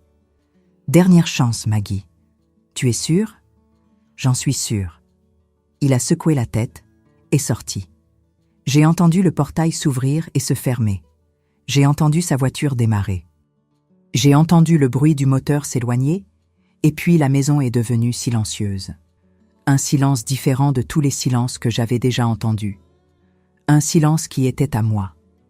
Je suis restée assise là dans la cuisine jusqu'à ce qu'il fasse nuit. Je ne me suis pas levée pour allumer la lumière. Je suis restée dans le noir, sentant la maison vide, sentant le poids de ce que je venais de faire. Est-ce que j'avais fait ce qui était juste? Est-ce que je n'étais pas en train d'être une vieille idiote, dramatique, exagérée? Est-ce que je n'aurais pas dû avaler ça, oublier, continuer comme c'était? Après tout, il y avait beaucoup de gens qui vivaient comme ça. Il y avait beaucoup de femmes de mon âge qui avaient vécu la même chose et qui étaient restées mariées jusqu'à la fin. Pourquoi moi je ne pouvais pas faire pareil? Mais là j'ai regardé le cahier noir sur la table. Même dans le noir, je pouvais voir sa forme. Et j'ai su la réponse. Parce que je ne pouvais plus. Aussi simple que ça. Je n'avais plus en moi la capacité de faire semblant, d'avaler, d'accepter. Quelque chose s'était cassé quand j'avais ouvert ce cahier. Quelque chose qui maintenait tout en place s'était brisé et maintenant il n'y avait pas moyen de réparer. Et vous savez quoi? Je ne voulais pas réparer. Le téléphone a sonné. C'était Thérèse. « Maman, papa vient d'arriver chez Benoît. Il dit que tu l'as expulsé de la maison, c'est vrai? C'est vrai. Waouh, maman, je ne pensais pas que tu allais le faire si vite, mais je suis là. Benoît aussi. On va venir demain te parler. Ça va? Tu veux que je vienne dormir là ce soir? Ce n'est pas nécessaire, ma fille. Je vais bien, je te promets. J'ai raccroché le téléphone, me suis levée et allumé les lumières de la maison, suis allée dans la cuisine et ai réchauffé le repas du midi. J'ai mis une assiette sur la table et mangé lentement, seule, dans ma cuisine, dans ma maison. Puis j'ai lavé la vaisselle, l'ai essuyée, rangée, balayé le sol, rangé les affaires, fermé les portes à clé, éteint les lumières, suis monté dans la chambre que j'avais partagée avec lui pendant 48 ans. J'ai regardé le lit, son côté vide, son armoire fermée, ses affaires qui étaient encore là. J'ai changé les draps, mis des draps neufs, qui sentaient bon. J'ai ouvert la fenêtre pour faire entrer de l'air frais. J'ai pris mon oreiller et l'ai mis bien au milieu du lit. Pas de mon côté, au milieu. Je me suis couché et regardé le plafond, senti le silence de la maison, un silence qui n'avait plus le bruit de sa respiration à côté, qui n'avait plus le bruit de lui qui se tournait sur le côté, qui n'avait plus le bruit de lui qui ronflait doucement. Et pour la première fois en décennies, j'ai senti quelque chose qui ressemblait à de la paix. Ce n'était pas encore du bonheur, ce n'était pas de la joie, c'était une paix fatiguée, douloureuse, mais vraie. C'était la paix de quelqu'un qui a finalement arrêté de fuir, de quelqu'un qui a finalement regardé la vérité en face et a décidé de faire quelque chose à ce sujet. J'ai fermé les yeux et j'ai dormi toute la nuit sans me réveiller une seule fois. Quand le soleil est entré par la fenêtre le matin, je me suis réveillée lentement. Je suis restée un moment là, allongée, regardant la lumière frapper le mur, écoutant les oiseaux dehors, sentant l'odeur de l'air frais qui entrait par la fenêtre. Je me suis levée, suis allée dans la salle de bain, me suis regardée dans le miroir. Il y avait une vieille femme qui me regardait en retour, cheveux blancs, visage plein de rides, yeux fatigués. Mais il y avait quelque chose de différent sur ce visage, quelque chose dans les yeux, une lumière que je ne voyais pas depuis longtemps. C'était moi, finalement, c'était juste moi. Je n'étais pas la Maggie épouse de Georges, je n'étais pas la Maggie qui obéissait, je n'étais pas la Maggie qui baissait la tête. J'étais Marguerite, la femme que j'avais été avant de me marier et que j'avais oublié qui existait. Et elle se réveillait. Le samedi matin, 2 jours après que Georges soit parti de la maison, mes 3 enfants sont venus me voir. Thérèse avait appelé ses frères, leur avait parlé du cahier, avait dit qu'ils devaient venir, que c'était urgent, que c'était à propos de papa, de la famille, de choses qu'ils devaient savoir. J'avais passé ces 2 jours seul dans la maison, me réveillant tard, prenant mon café lentement, faisant les choses à ma façon, à mon rythme. Il n'y avait personne pour se plaindre que le café était faible. Il n'y avait personne pour ronchonner que la nourriture manquait de sel. Il n'y avait personne pour m'ordonner de me dépêcher pour ceci ou cela. C'était étrange, c'était effrayant, mais c'était aussi bon d'une façon que je ne savais pas expliquer. Quand j'ai entendu le portail s'ouvrir et que j'ai vu les 3 arriver ensemble, mon cœur s'est serré. Ça faisait longtemps que je n'avais pas vu mes enfants tous les 3 ensemble comme ça. D'habitude, on se retrouvait pour les anniversaires, pour Noël, ces dates spéciales. Mais là, ce samedi ordinaire, les 3 étaient venus. Thérèse avec son air inquiet, Benoît sérieux, silencieux, comme il avait toujours été. Carmine avec les yeux rouges, comme si elle avait déjà pleuré en chemin. J'ai ouvert la porte. Ils sont entrés un par un, me faisant la bise, me serrant dans leurs bras. J'ai senti l'odeur de chacun, le parfum de Thérèse, le savon de Benoît, la crème de Carmine. Des odeurs que je connaissais depuis qu'ils étaient petits. Des odeurs d'enfants, de famille, de maison. On s'est assis au salon. J'avais fait du café, mis un gâteau sur la table, ces choses qu'une mère fait même quand le cœur est lourd. Ils ont pris du café, mais personne n'a rien mangé. Ils sont restés là tous les 3 à me regarder, attendant que je commence. C'est Benoît qui a parlé en premier. Il avait toujours été le plus direct des 3. « Maman, Thérèse nous a parlé d'un cahier, de choses que papa a notées. On est venu ici parce qu'on doit comprendre ce qui se passe. Papa est hébergé chez moi. Il est effondré. Il a dit que tu l'as expulsé, que tu es différente, qu'il ne sait pas ce qui t'a pris. » J'ai respiré profondément. Je sais que ça doit être difficile pour vous de voir papa et maman séparés après si longtemps. Mais j'ai besoin que vous compreniez que ce n'était pas une décision que j'ai prise sur un coup de tête. C'était une décision que j'ai mis 48 ans à prendre. Je me suis levée, suis allée chercher le cahier qui était sur le buffet. Je suis revenue et l'ai posé sur la petite table basse, devant les 3. Ça, je l'ai trouvé caché dans un coffre dans l'armoire de votre père. Je ne savais même pas que ce coffre existait. Il était fermé à clé. Je l'ai ouvert et j'ai trouvé ça. Ils ont regardé le cahier comme si c'était quelque chose de dangereux. « Qu'est-ce que c'est » a demandé Carmine d'une petite voix. Ouvre et tu verras. Thérèse a pris le cahier. Elle le connaissait déjà, l'avait déjà vu, mais elle l'a ouvert à nouveau, lentement, et l'a montré à ses frères, les premières pages, les dates, les noms. « Je ne comprends pas », a dit Benoît en fronçant les sourcils. « Ce sont juste des dates avec le mot « non » écrit. » Ce n'est pas juste ça. Chacune de ces dates est une fois où votre père m'a refusé quelque chose, ou vous a refusé quelque chose à vous, ou a décidé seul qu'on n'allait pas avoir, qu'on n'allait pas faire. Ce sont 18 ans de noms notés, 500 noms qu'il a trouvés suffisamment importants pour enregistrer, pour garder, pour enfermer dans un coffre. Le silence qui est tombé dans le salon était si lourd que je le sentais presser ma poitrine. Thérèse a déjà vu sa partie. J'ai continué. La date où il a refusé l'université pour elle. Maintenant, vous deux devez voir les vôtres. Benoît a pris le cahier, a commencé à le feuilleter lentement au début, puis plus rapidement.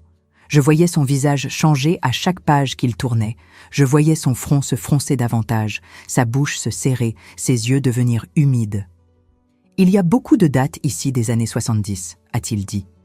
Je ne me souviens pas de toutes. Je ne me souviens pas d'avoir demandé autant de choses. Tu n'as pas demandé beaucoup de ces choses. Il décidait seul. Il décidait que tu n'allais pas avoir avant même que tu demandes. Et certaines tu as demandé, mais tu étais trop petit pour te souvenir maintenant. Il s'est arrêté sur une page et resté à la regarder pendant longtemps. 1979, mars, il a lu à voix haute. Je me souviens de ce mois, je m'en souviens très bien. Sa voix a failli. C'était l'excursion de l'équipe de foot. Je voulais y aller. Tous mes amis y allaient. J'en rêvais. J'ai économisé l'argent, a-t-il parlé en regardant toujours la page. J'ai ramassé des canettes, j'ai aidé Monsieur Jean du coin à laver sa voiture. J'ai fait des petits boulots au marché en portant des sacs. J'ai réuni 15 francs, il n'en manquait que 5. Maman avait gardé 5 francs de sa couture. Maman me les a donnés.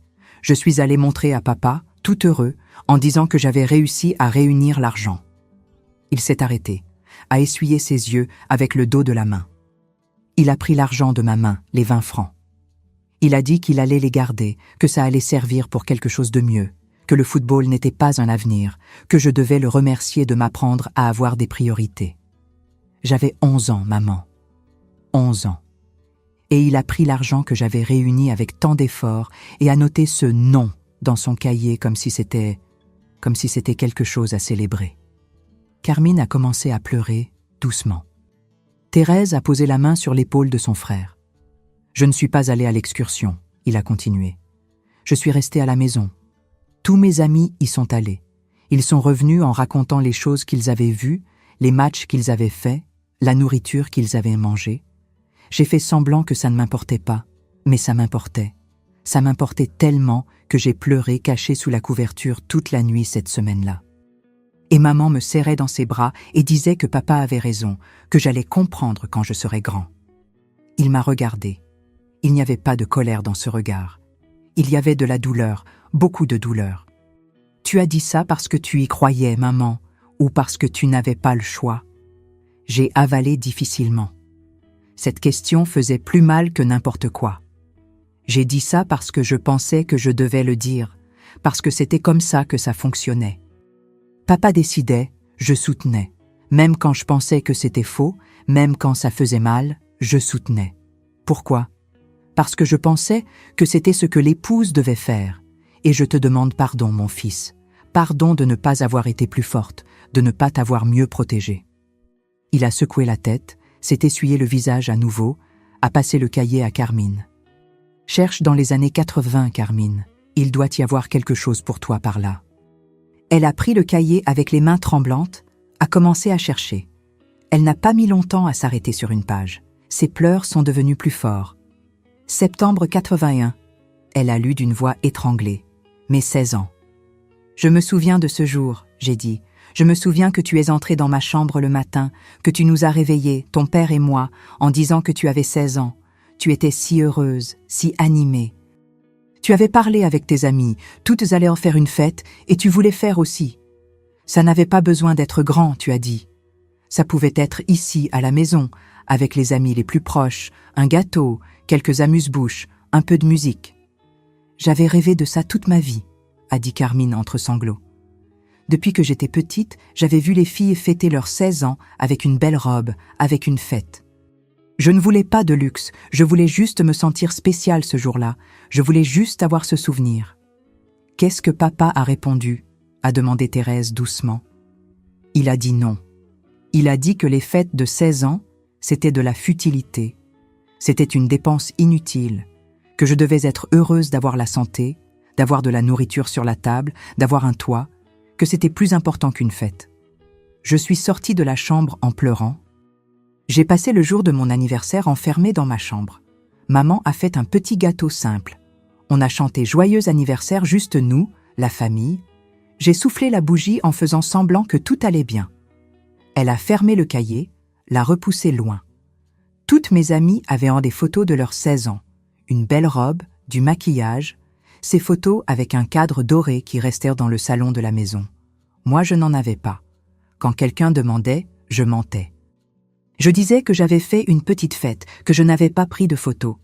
Mais la vérité, c'est que je n'ai rien eu. Et lui a trouvé que ça méritait d'être noté, méritait d'être gardé, méritait d'être enfermé dans un coffre, comme si c'était une médaille. Les trois sont restés silencieux pendant un moment. Je voyais que chacun était dans sa propre douleur, dans son propre souvenir, revivant ces choses qu'ils avaient essayé d'oublier, qu'ils avaient enterrées profondément, parce que c'était plus facile comme ça. « Il y en a plus ?» a dit Thérèse. « Il y a le mien. » Maman me l'a montré. 83, l'université. Elle a repris le cahier, l'a ouvert à la page, l'a montré à ses frères. J'avais réussi le concours d'entrée, architecture. J'avais tellement étudié pour cet examen. Je me réveillais à 5 heures du matin pour étudier avant le travail. J'étudiais à l'heure du déjeuner. J'étudiais le soir jusqu'à tard. Quand le résultat est sorti et que j'ai vu mon nom là, admise, je n'y croyais pas. J'ai pleuré de bonheur. J'ai couru à la maison pour vous raconter. Sa voix tremblait. Papa a dit « Félicitations ». Il a dit que c'était un bon résultat. Puis le lendemain, quand j'ai dit que je devais faire l'inscription, que j'avais besoin de son autorisation, parce que j'étais encore mineure, il a dit qu'il n'allait pas signer. Il a dit que je n'allais pas faire d'université, que j'allais travailler, que l'université était une perte de temps, que l'architecture c'était pour les riches, que les gens comme nous ne faisaient pas d'université.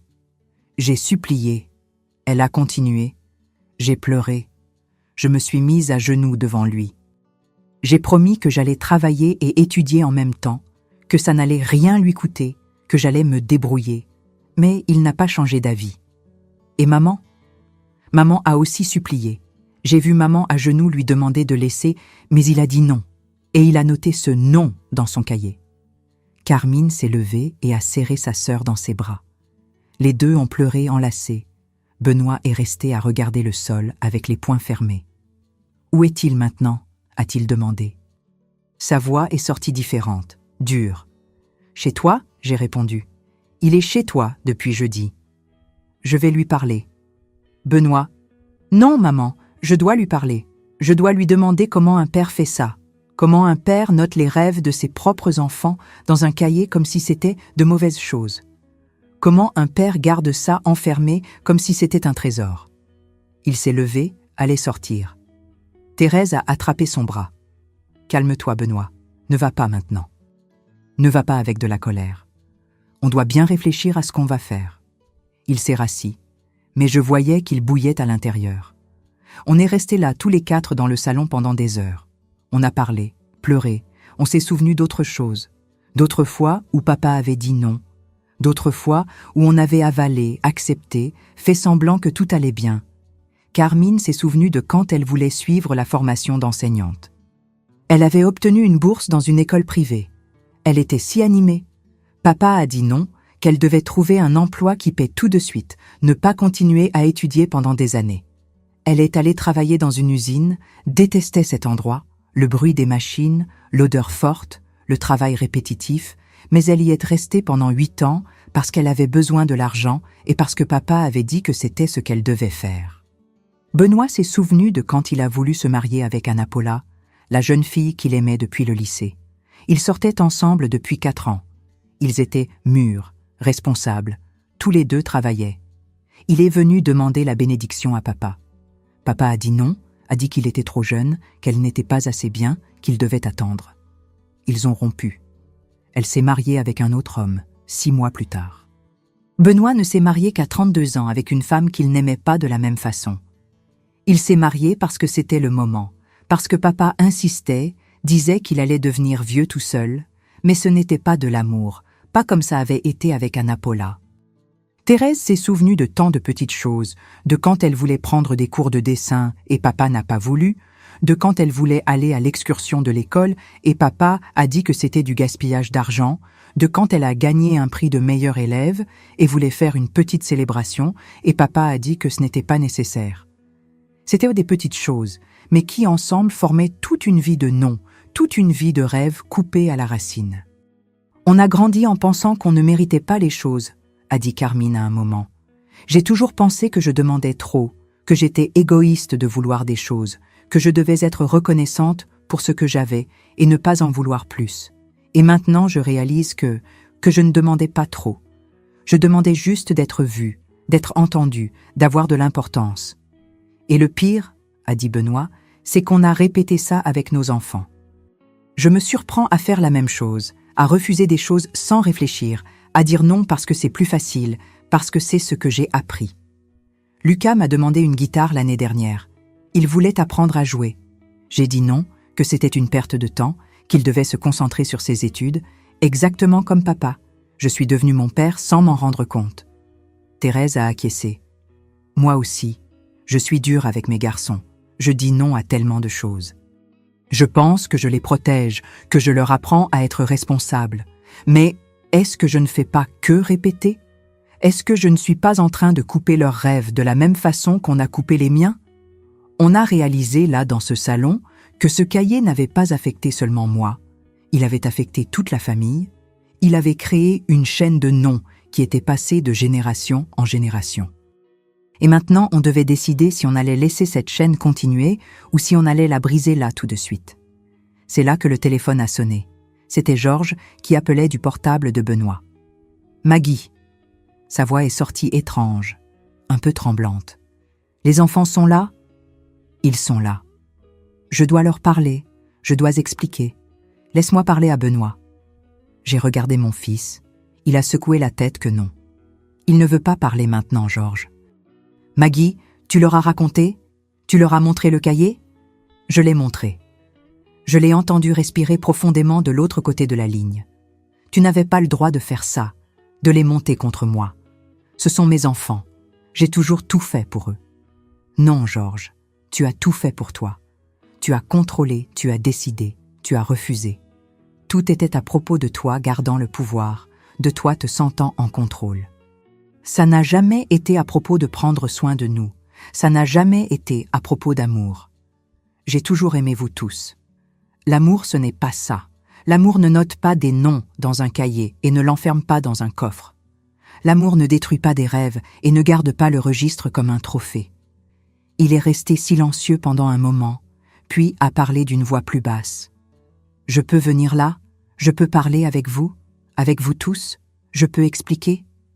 J'ai regardé mes enfants. Ils se sont entre-regardés. C'est Thérèse qui a parlé. « Dis-lui qu'il peut venir, mais dis-lui qu'il va écouter ce qu'on a à dire aussi. » J'ai transmis le message. Il a dit qu'il arrivait. J'ai raccroché. Une demi-heure plus tard, j'ai entendu sa voiture s'arrêter devant la maison. J'ai entendu le portail s'ouvrir. J'ai entendu ses pas dans l'entrée. Quand il est apparu à la porte du salon, j'ai vu un homme qui semblait avoir vieilli de 10 ans en 4 jours. Les épaules courbées, le visage fatigué, les yeux rouges. Il a regardé ses enfants, moi, le cahier noir sur la table. « Je peux m'asseoir ?» Personne n'a répondu. Il s'est assis quand même, dans un fauteuil séparé, en face de nous tous. Le silence dans le salon était assourdissant. C'est Carmine qui a parlé en premier, la plus jeune, celle qui avait toujours été la plus silencieuse, la plus obéissante. « Papa, on a vu le cahier, on a tout vu. » Il a regardé en bas, ses propres mains entrecroisées sur ses genoux. « Je peux expliquer. »« Alors explique, » a dit Benoît. « Explique-nous pourquoi tu as noté chaque fois que tu nous as dit non. Explique pourquoi tu as gardé ça enfermé. Explique pourquoi tu as pensé que c'était juste. » Georges a respiré profondément et a commencé à parler. Il a essayé d'expliquer à propos de son père, de comment il avait été élevé, de la responsabilité d'être un homme, d'être le pourvoyeur, de maintenir l'ordre dans la maison. Il a essayé d'expliquer qu'il pensait qu'il faisait ce qui était juste, qu'il protégeait la famille, mais ses mots sonnaient creux, sonnaient comme des excuses. Et on se rendait compte qu'il ne comprenait toujours pas, qu'il ne voyait toujours pas ce qu'il avait fait de mal. Pour lui, ces noms étaient nécessaires, faisaient partie d'être père, d'être responsable. « Vous avez détruit nos rêves », a dit Thérèse quand il a terminé. « Vous avez regardé les choses qu'on voulait, qu'on aimait, et vous avez décidé que ça n'en valait pas la peine. Et maintenant, 30 ans plus tard, je porte encore cette douleur. Je me demande encore comment aurait été ma vie si j'avais fait architecture, si j'avais suivi mon rêve. »« Tu as une bonne vie, » a-t-il répondu. « Tu as un emploi, tu as un mari, tu as des enfants. Mais ce n'est pas la vie que j'ai choisie. C'est la vie qui est restée après que vous ayez enlevé toutes les autres options. » Il n'a pas su quoi répondre à ça. La conversation a continué pendant encore 1 heure. Chaque enfant a parlé, chacun a sorti la douleur qu'il gardait et il a écouté.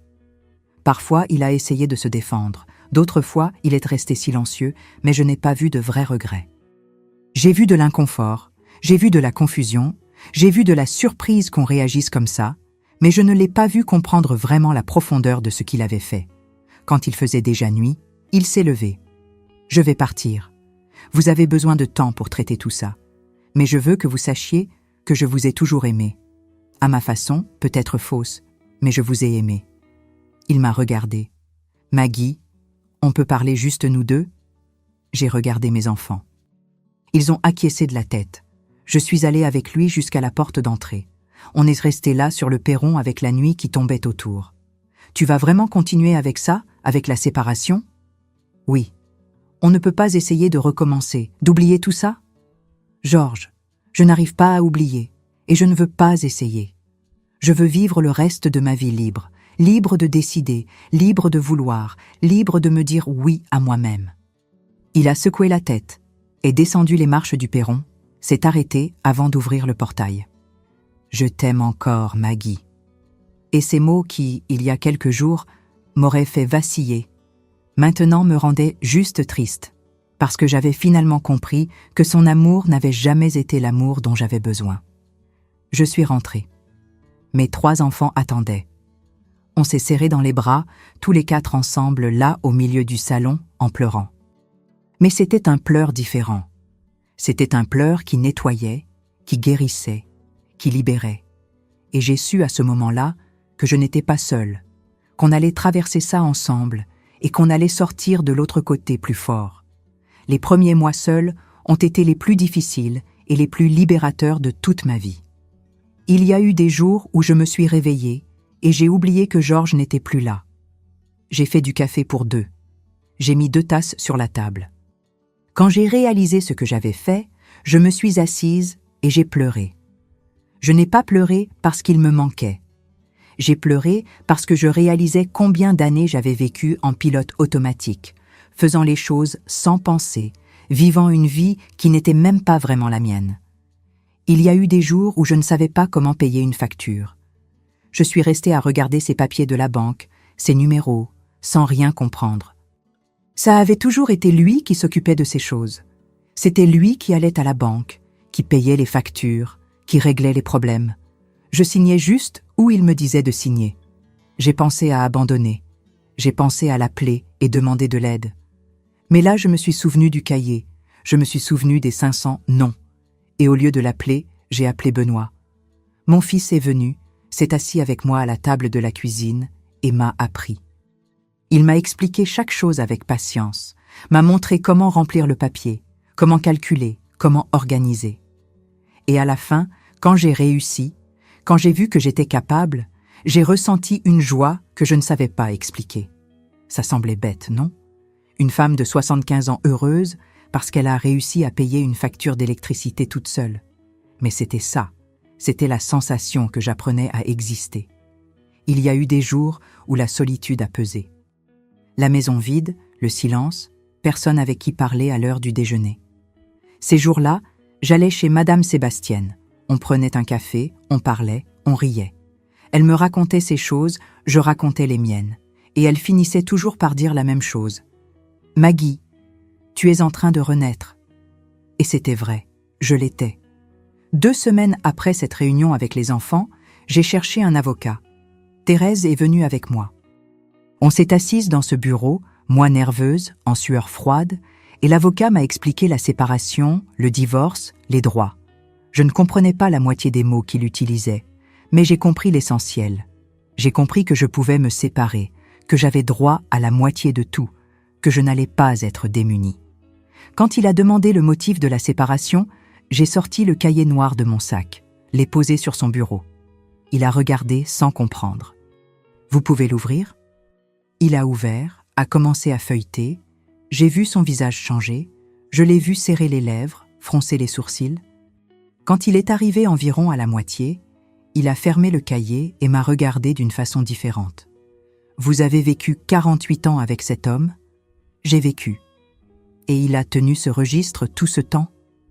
Il l'a tenu, enfermé dans un coffre. Il a secoué la tête, a noté quelque chose, m'a dit que c'était une preuve de comportement contrôlant, d'abus psychologique. Il a dit qu'il allait utiliser ça dans la procédure. Je n'aimais pas penser à ça comme de l'abus, mais peut-être que c'était le cas. Peut-être que je ne voulais juste pas voir, parce que ça faisait trop mal d'accepter que j'avais laissé ça arriver pendant si longtemps. Georges a reçu les papiers de la séparation 1 semaine plus tard. Il m'a appelé le soir même. Sa voix était étrange, tremblante. « Maggie, tu es sérieuse?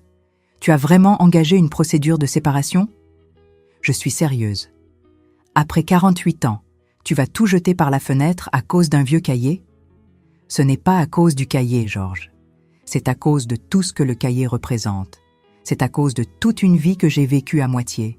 C'est à cause de mes rêves que tu as tués et des rêves de nos enfants que tu as détruits. Je n'ai rien détruit.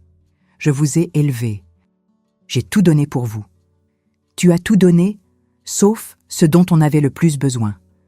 La liberté, le respect, une voix. Il est resté silencieux de l'autre côté de la ligne. Je l'ai entendu respirer profondément plusieurs fois. Je vais contester ça. Je ne vais pas te laisser m'humilier comme ça. Ce n'est pas à propos de toi, Georges, ça ne l'a jamais été. Mais tu ne vas jamais comprendre ça. J'ai raccroché. Les mois suivants, la procédure a avancé. Il y a eu des audiences, il y a eu de la paperasse, il y a eu le partage des biens. J'étais nerveuse à chaque étape, mais les enfants étaient toujours à mes côtés. Thérèse, Benoît, Carmine. Ils m'accompagnaient, me soutenaient, me donnaient de la force quand je faiblissais. Georges a essayé d'argumenter que je n'avais pas la capacité de vivre seule, que j'avais besoin de lui, que j'avais toujours eu besoin de lui. Mais l'avocat a montré que je payais mes factures, que je m'occupais de la maison, que je vivais bien. Il a montré le cahier, a expliqué au juge ce que cela signifiait, et le juge a accepté la séparation. C'était en septembre 2015 que le divorce est sorti. 48 ans de mariage terminés avec une signature sur un papier. Quand je suis sortie du notaire ce jour-là avec les papiers dans la main, je me suis assise sur le banc de la place en face et j'ai pleuré. Je ne sais pas vraiment si c'était des pleurs de tristesse ou de soulagement. Je pense que c'était des deux. C'était la fin d'une vie, c'était le début d'une autre. Mais la vie a de ses ironies, vous savez, de ces choses qu'on n'attend pas et qui changent tout à nouveau. C'était en novembre, 2 mois après le divorce, que Benoît m'a appelé au milieu de la nuit. Sa voix était désespérée. « Maman, papa a eu un AVC. Il est à l'hôpital. C'est grave. » Mon cœur s'est arrêté. Même si tout ça s'était passé, même si j'avais divorcé, il était toujours le père de mes enfants. Il était toujours l'homme que j'avais aimé un jour, même si cet amour était tordu, incomplet. Je suis allée à l'hôpital.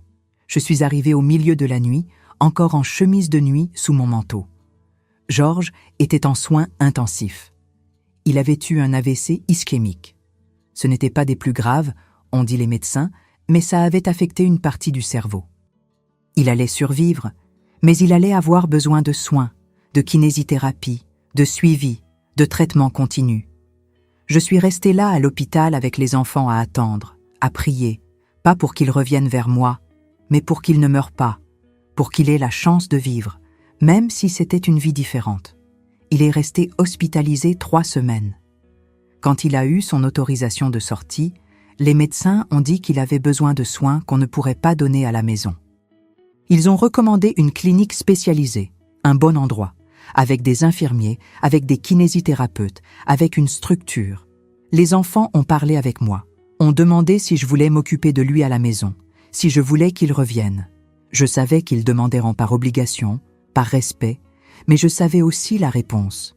Non, il sera mieux à la clinique. Et moi, je ne peux pas revenir en arrière. Je ne peux pas. Ils ont compris. Ils ont trouvé une bonne clinique près de chez Benoît. Ils ont payé la mensualité en se la partageant entre les 3 et Georges y est allé. La première semaine, je n'y suis pas allée. Je n'y arrivais pas. C'était trop de choses en même temps. Le divorce récent, la culpabilité de ne pas vouloir m'occuper de lui, la peur de vaciller si je le voyais fragile. Mais la 2e semaine, j'y suis allée. J'ai acheté des fruits, les ai mis dans un sac et j'y suis allée. La clinique était belle, propre, lumineuse. Elle avait un jardin, elle avait un salon commun, elle avait des chambres individuelles bien entretenues. Sa chambre était au bout du couloir. Quand je suis entrée, il était assis sur une chaise près de la fenêtre, regardant le jardin. Le côté droit de son corps était à moitié paralysé, la bouche tordue, les yeux tristes. Quand il m'a vue, il a essayé de parler. Les mots sont sortis traînants, difficiles. Guy. Je me suis assise sur la chaise à côté de lui. J'ai posé le sac de fruits sur la petite table. « Bonjour Georges, je t'ai apporté des fruits. » Il a essayé de sourire. C'était un sourire tordu, bizarre, mais c'était un sourire. On est resté là un moment en silence, moi regardant le jardin, lui me regardant. « Tu reviens ?» a-t-il demandé avec difficulté. J'ai respiré profondément. « Non, Georges, je ne reviens pas. On est divorcés maintenant. Chacun a sa vie. Mais je vais te rendre visite de temps en temps, parce que j'ai choisi de te pardonner. Pas pour toi, mais pour moi, parce que je ne veux pas porter de la colère pour le reste de ma vie. » J'ai vu une larme couler sur son visage. Il a essayé de l'essuyer avec sa main gauche, celle qui fonctionnait encore. Il a essayé de dire autre chose, mais les mots ne sortaient pas bien. Je suis restée une demi-heure. J'ai parlé des petits-enfants, de comment était la maison, de petites choses. J'ai évité de parler du passé. J'ai évité de parler du cahier. Ça ne servirait à rien. Il ne comprenait toujours pas, et peut-être qu'il ne comprendrait jamais. Et je devais faire la paix avec ça. Quand je suis partie, il a tenu ma main avec sa bonne main. Il a serré doucement. « Pardonne », a-t-il murmuré. Je ne sais pas s'il demandait pardon pour tout ou juste pour être dans cette situation. Je n'ai pas demandé. J'ai juste serré sa main en retour et je suis sortie. Et c'est ce jour-là, en revenant de la clinique à la maison, dans le bus, en regardant par la fenêtre, que j'ai décidé de faire quelque chose à quoi je pensais depuis des semaines. Quand je suis arrivée à la maison, j'ai pris le cahier noir, ce cahier qui avait tout changé. Je me suis assise avec lui à la table de la cuisine, je l'ai ouvert à la première page. 1967. Le premier « non ». J'ai pris un stylo rouge et à côté de ce « non », j'ai écrit « oui ». Oui pour avoir rendu visite à ma mère ce jour-là. Oui pour avoir fait attention à mon envie. Oui pour avoir existé. J'ai tourné la page. Un autre « non ». J'ai écrit un autre « oui » à côté. Page par page. 500 « non ». 500 « oui », écrit au stylo rouge à côté. Ça m'a pris 3 heures. Quand j'ai terminé, ma main me faisait mal, mais mon cœur était plus léger.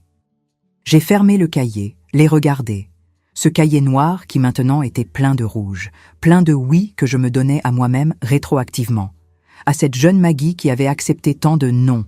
À cette Maggie qui ne savait pas qu'elle pouvait se dire oui à elle-même. Mais ce n'était toujours pas suffisant. Le lendemain, je suis allée à la papeterie. J'ai acheté un nouveau cahier, pas noir, rose. Un rose clair, doux, joli. J'ai aussi acheté un stylo doré, de ceux qui brillent quand la lumière frappe. Je suis rentrée à la maison. me suis assise à la table, ai ouvert le cahier rose à la première page et ai écrit avec une écriture soignée « Cahier des oui de Marguerite, 75 ans, commençant en décembre 2015 ». Et en dessous, j'ai écrit le premier oui. Oui pour apprendre à vivre seul. Oui pour ne pas avoir peur. Oui pour découvrir qui je suis. Les jours suivants, j'ai continué à écrire. Un oui par jour, parfois plus. Oui pour me réveiller à l'heure que je veux. Oui pour manger du gâteau au petit déjeuner si j'en ai envie. Oui pour laisser la vaisselle dans l'évier d'un jour sur l'autre.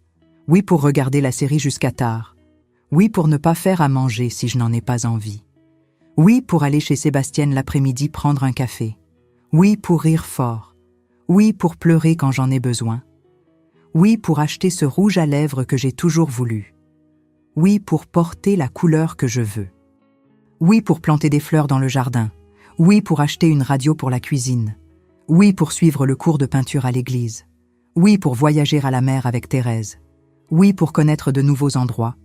Oui pour avoir des rêves à 75 ans. Chaque oui que j'écrivais était une libération, était une permission que je me donnais à moi-même d'exister, de vouloir, de vivre. En janvier 2016, je suis allée rendre visite à ma sœur dans le sud. J'ai pris le train toute seule. Ça faisait des décennies que je ne voyageais pas seule. Je suis restée 1 semaine là-bas. J'ai parlé, j'ai ri, j'ai raconté des histoires. Quand je suis revenue, j'ai écrit dans le cahier rose. Oui, pour être indépendante. En mars, j'ai commencé le cours de peinture à l'église. Ce cours dont j'avais vu l'annonce en 1981 et que Georges ne m'avait pas laissé faire. 35 ans plus tard, j'étais là avec un pinceau dans la main, apprenant, découvrant que j'aimais ça, que j'avais du talent, qu'il n'était jamais trop tard. En mai, j'ai acheté une robe bleue, pareille à celle que j'avais vue en vitrine en 1970 et que juste en regardant avait généré un nom dans son cahier. Quand j'ai mis la robe et me suis regardée dans le miroir, j'ai pleuré. Mais c'était de bons pleurs.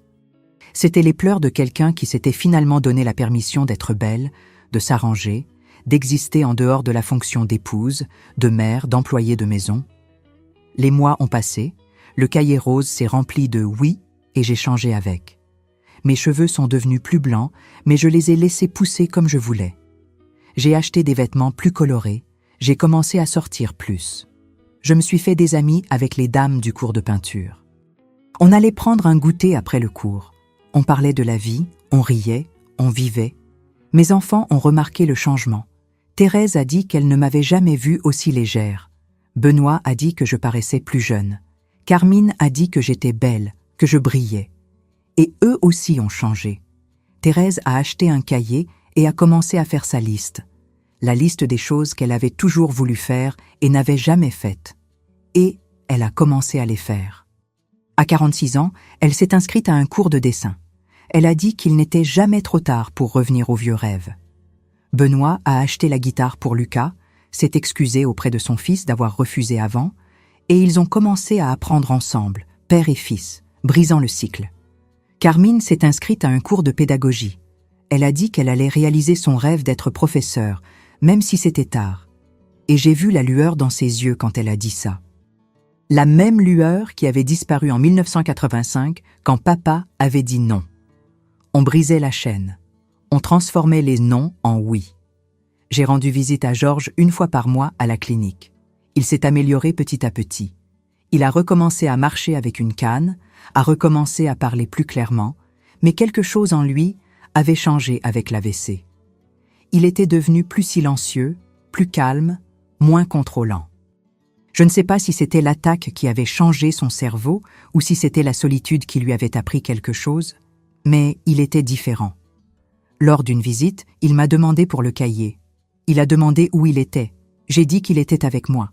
Il a demandé à le voir. Je l'ai apporté à la visite suivante.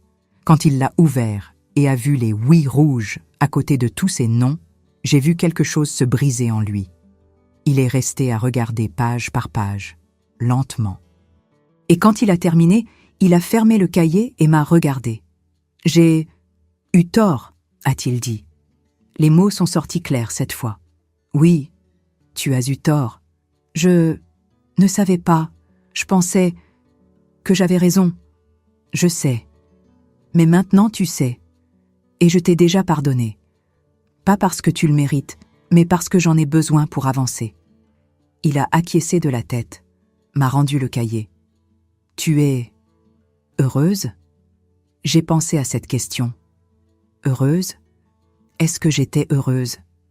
Je le suis. Pour la première fois depuis de nombreuses années, je le suis. J'ai vu un petit sourire au coin de sa bouche, un sourire triste, mais vrai. Tant mieux.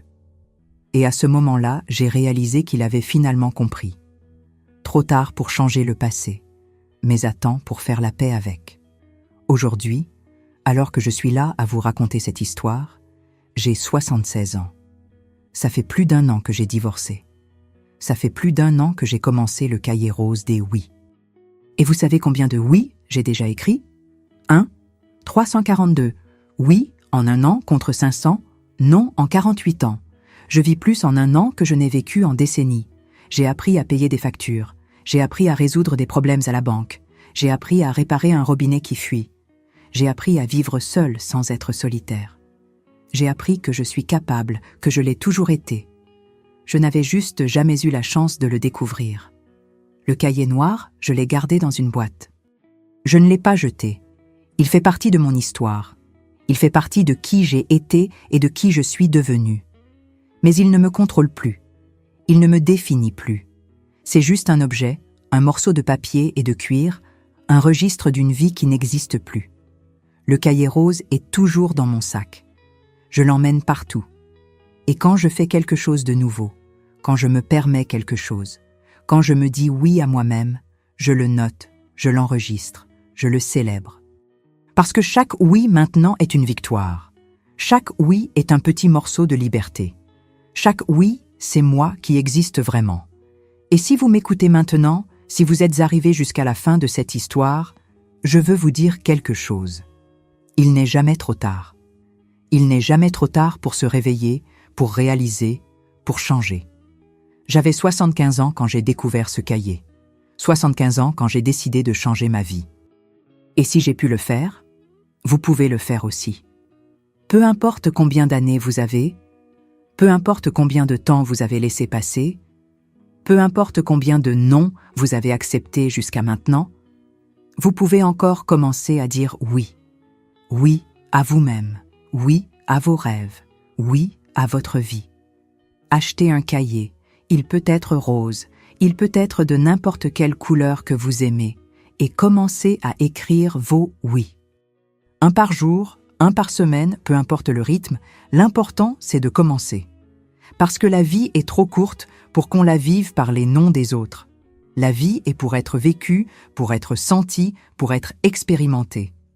Et jamais, jamais il n'est trop tard pour commencer. Je suis la preuve vivante de ça. Si cette histoire a touché votre cœur, si vous avez été ému, si vous avez ressenti quelque chose, je vous demande de laisser votre like ici en bas, de vous abonner à la chaîne Histoire Grand-Mère pour ne pas manquer les prochaines histoires que j'ai à raconter. Et racontez-moi dans les commentaires quel sera votre premier oui.